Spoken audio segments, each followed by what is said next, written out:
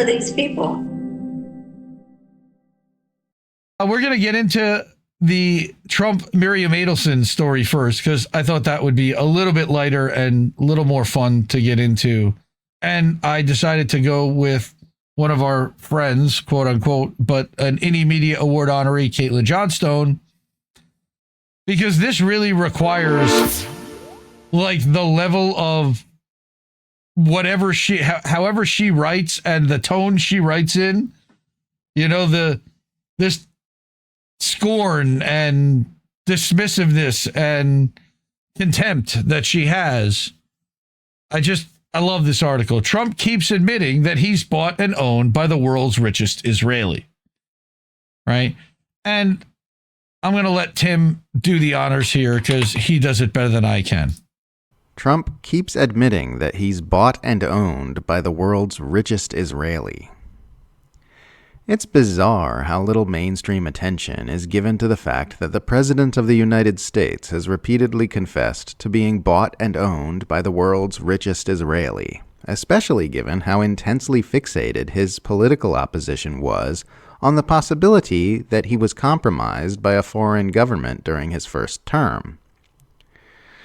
During a speech before the Israeli parliament on Monday, President Trump once again publicly admitted that he has implemented Israel-friendly policies at the behest of Israeli-American billionaire Miriam Adelson and her late husband Sheldon, this time adding that he believes Adelson favors Israel over the United States. Here's a transcript of Trump's remarks. As president, I terminated the disastrous Iran nuclear deal, and ultimately I terminated Iran's nuclear program with things called B-2 bombers. It was swift and it was accurate and it was a military beauty. I authorized the spending of billions of dollars, which went to Israel's defense, as you know. And after years of broken promises from many other American presidents, you know that they kept promising, I never understood it until I got there. There was a lot of pressure put on these presidents. It was put on me too, but I didn't yield to the pressure. But every president for decades said, we're going to do it. The difference is I kept my promise and officially recognized the capital of Israel and moved the American embassy to Jerusalem. Isn't that right, Miriam? Look at Miriam. She's back there. Stand up. Miriam and Sheldon Adelson would come into the office and call me. They'd call me. I think they had more trips to the White House than anybody else, I guess. Look at her sitting there so innocently. Got $60 billion in the bank. $60 billion. And she loves, I think she said, no more. She loves Israel, but she loves it. And they would come in, and her husband was a very aggressive man, but I loved him. He was very aggressive, very supportive of me, and he'd call up, can I come over and see you? And I'd say, Sheldon, I'm the President of the United States. It doesn't work that way. He'd come in. But they were very responsible for so much, including getting me thinking about Golan Heights, which is probably one of the greatest things that ever happened. Miriam, stand up, please. She really is. I mean, she loves this country. She loves this country. Her and her husband are so incredible. We miss him so dearly. But I actually asked her, I'm going to get her in trouble with this, but I actually asked her once. I said, so Miriam, I know you love Israel. What do you love more, the United States or Israel? She refused to answer. That might mean Israel, I must say. We love you. Thank you, darling, for being here. That's a great honor. Great honor. She's a wonderful woman. She's a great woman. End quote. Sheldon Adelson reportedly gave Trump and the Republicans over $424 million in campaign funding from 2016 up until his death in 2021. His widow, Miriam, continued her husband's legacy and poured a further $100 million into Trump's 2024 presidential campaign. On the 2024 campaign trail, Trump also admitted to being controlled by Adelson cash. Here's a transcript of those remarks. Just as I promised, I recognized Israel's eternal capital and opened the American embassy in Jerusalem. Jerusalem became the capital. I also recognized Israeli sovereignty over the Golan Heights. You know, Miriam and Sheldon would come into the White House probably almost more than anybody outside of people who worked there. And they were always after, as soon as I'd give them something, always Which for is Israel. wild to as admit. soon as I'd give them something, they'd want something else. I'd say, give me a couple of weeks, will you please? But I gave them the Golan Heights. They never even asked for it. You know, for 72 years they've been trying to do the Golan Heights, right?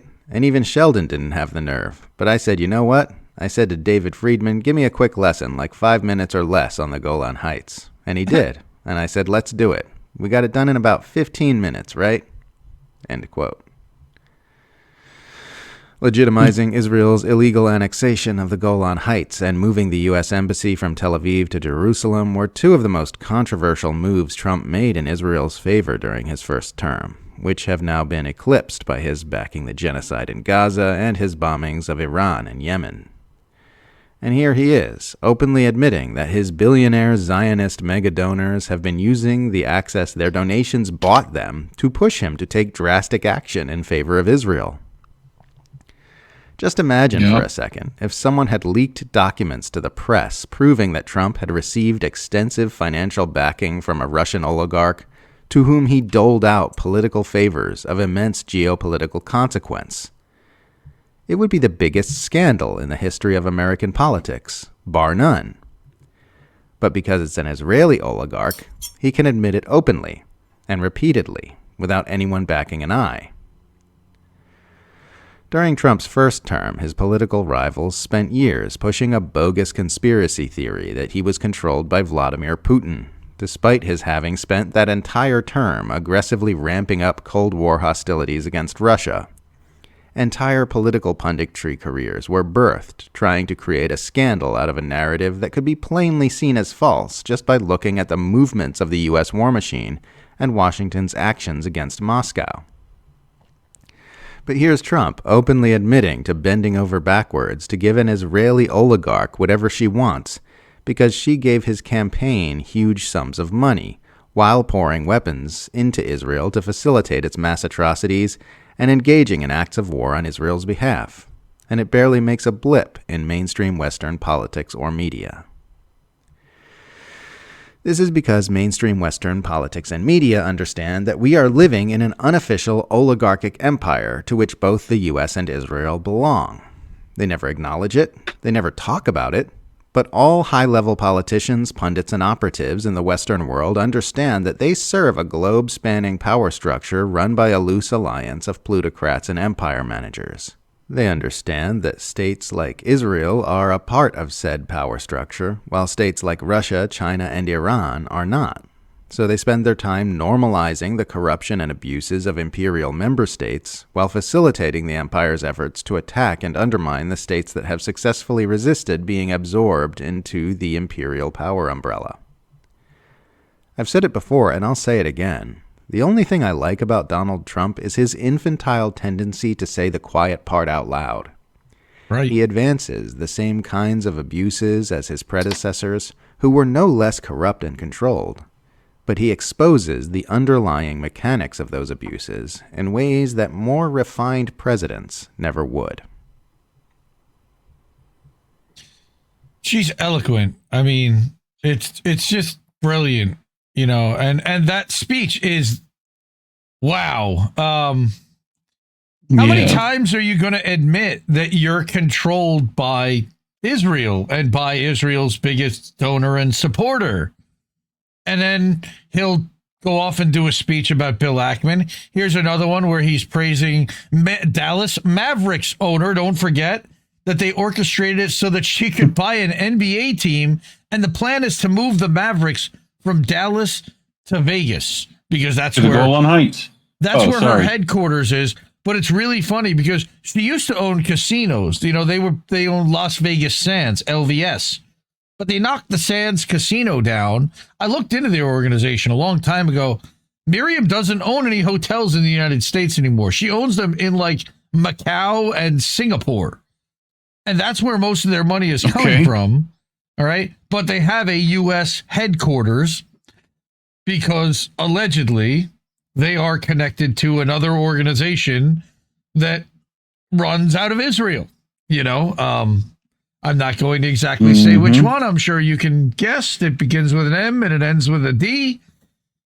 Or there's a separate third party independent organization that they run that had connections to the Julian Assange case, believe it or not. They also potentially have had connections to the spy flights that have gone over Gaza because there was a Las Vegas company, like a weird charter company that rented planes. Interesting that that's where they're from. There's a lot of intersections that it's helpful for them to be in Vegas. Anyway, I digress. Right. So that reminder that they bought the Dallas Mavericks from Mark Cuban. It was weird how the whole sale went down and how they instantly shuffled off the best player to Los Angeles to the Lakers, and it hurt their team immensely. It also hurt the Lakers this year, but that was Luka Doncic. Sports, yes. So, showing Michael Tracy tweets, that's a foul. Sorry, Caitlin. But yes, yeah, fuck you on that, Kate. I love this. Trump says, "I'm bought and owned by Miriam Adelson, the world's richest Israeli," and Democrats go, "Trump is a Putin puppet." Trump, "I do whatever she says." Democrats, "A Russian secret agent." Trump, "I'm controlled by the Israelis." Democrats, "He's suspiciously close with many dictators, actually." Trump, "I gave Miriam a foot rub last night. I don't feel good about it." Democrats, "Ooh, you know what would make him mad and hurt him politically? If we play along with those conspiracy theories about him and Jeffrey Epstein." Trump, "I'm going to bomb Iran again." And that's pretty close to what's happening, because God forbid the Democrats actually notice that he's subservient and owned by Israel. Because, so are they. So they're not allowed, the noticers are not allowed to be noticing. So my answer to all of this, and Nico also did an interesting video over at Hotspot. My answer to all of that is fuck Israel, fuck Trump, fuck Adelson, and fuck you if you support any of this corrupt shit. And I stand by that. This 2-minute and 45-second video is kind of entertaining from Nico, so let's give that a watch there. With this, but I actually asked her, I'm going to get her in trouble with this, but I actually asked her once. I said, "So Miriam, I know you love Israel. What do you love more, the United States or Israel?" She refused to answer. That might mean Israel. I must say. Yep, I asked her. I said, "Miriam, Israel or America?" She didn't answer. Pretty sure that means Israel.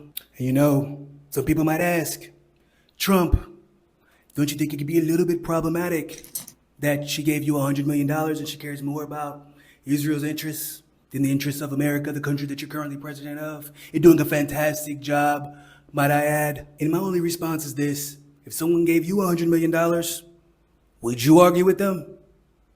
I don't think so. Hell, I would put 2 Israeli flags behind me if she gave me another $100 million. I don't care. Israel, America, it's basically the same thing anyway. Just keep giving me money. And by the way, I just feel like this is just another distraction. We aren't really talking enough about how great of a job I'm doing. In fact, that's why Miriam gave me $100 million.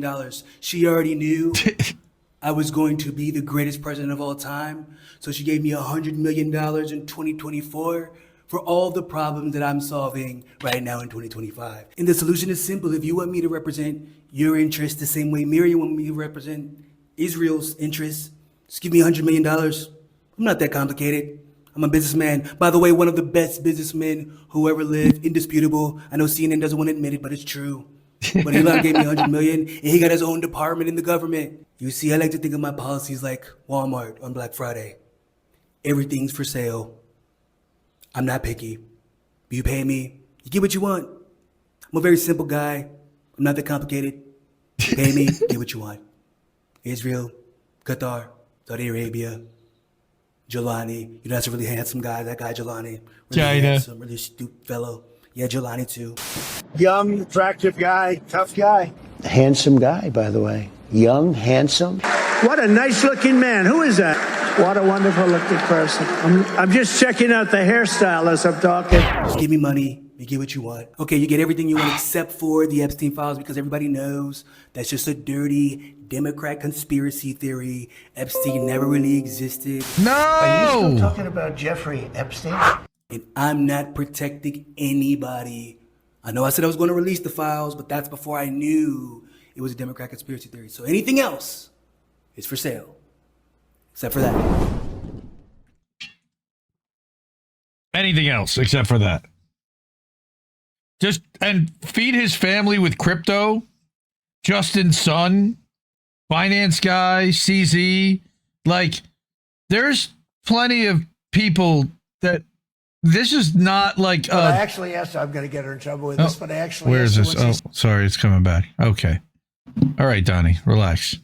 Yeah, Miriam Adelson, she's not exactly our friend, as I don't think anybody is surprised by here. She's funding a lot of the initiatives that are problematic for the United States, including a lot of these organizations like Beitar, I'm sure she's contributing to, and Zionists of America.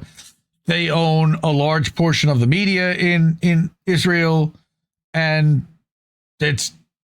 then there's allegedly a connection to an intelligence agency, or maybe even a private intelligence agency that is run out of somewhere that they are connected to. Allegedly. And she's Allegedly highly influential with Trump, basically because of her money. And I don't think that she's even exclusive to the Republicans necessarily. It's wherever she can get influence. And it just so happens that now Trump is the benefactor. I remember a long time ago, there's a tweet about him making fun of his now Secretary of State, Little Marco, for taking money from the Adelsons and basically being their bitch boy. And now he has fulfilled his destiny. All right. So no, he's their bitch boy. Exactly. Well, we're certainly not going to get remonetized by YouTube maybe YouTube would like that, but we're not monetized over there. So if you're able to and of means, please support independent media by contributing through one of these other methods. Cash App, $, Indie News Network. You can go to ko-fi.com. It's ko-fi.com/Indie News Network. PayPal.me/Indie News Network. We're live over at IndieNewsNow.com, over at our self-hosted news website, and then at INNNewsletter.com or at IndieMediaToday.com over on Substack. And we're coming to a Substack newsletter. I got it. Substack newsletter. Go to my website. Oh, yeah, that too. Go to my website. Support independent media because we need it more than ever. We'll see you next week. Love you, fam. Thanks, everyone. Hasta la vista, baby. I'll be back. No! We just fucking lost the stream! I guess this isn't such an awful place. Is that what you want?